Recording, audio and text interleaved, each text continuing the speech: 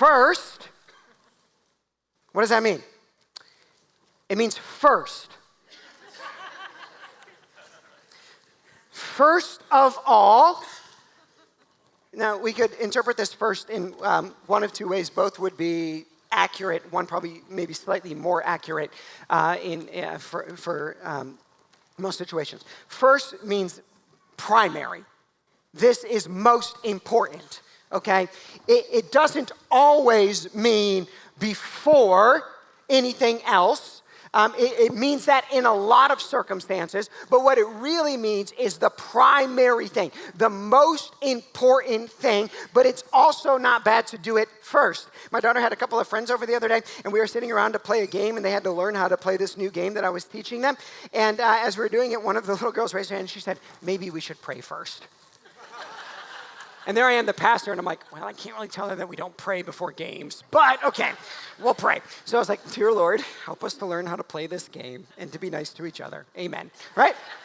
So we prayed first. And it is good to pray first, but it is good to pray primarily. It is good to pray as the most important thing. Paul says this, he says, first of all, then I urge. What is urge when Paul uses the word? Urge is with an excited, strong admonition. I urge you.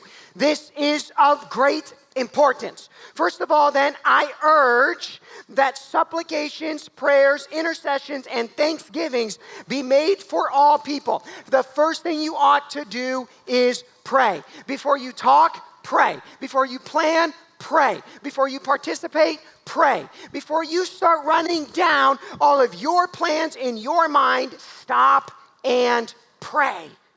If you're wondering right now, what do I do? God, I'm motivated. I want to work. What do I do? One thing you ought to do first is pray. Is pray. When I went through church planting training years ago, there was a speaker and teacher whose church has a powerful prayer life. And one of the principles they've operated forever is win the war in the spiritual before the war in the practical. It's a great policy, and it's something I haven't forgotten. I don't know, it was 12 years ago, and it's been something that's in my heart ever since then, that before you go engage in the war out there, make sure you engage in the war in the spiritual realm.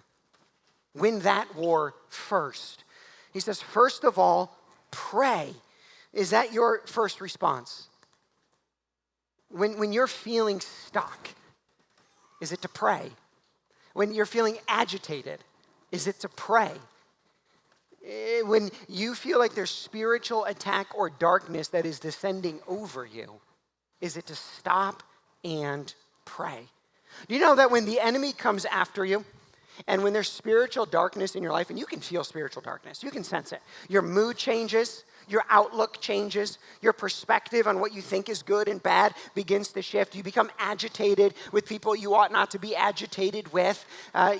Something is stirring up inside of you. That's the enemy. It's the enemy coming after you. And sometimes what we try to do is we try to fight through it, we try to sleep through it, we try to exercise through it, we try to whatever. Stop and pray first. Pray through it. And not only you pray through it, have some people in your life that you can say, hey, it just happened. The enemy's here. He's present. Something is going on. I need you to stop and pray. Pray first.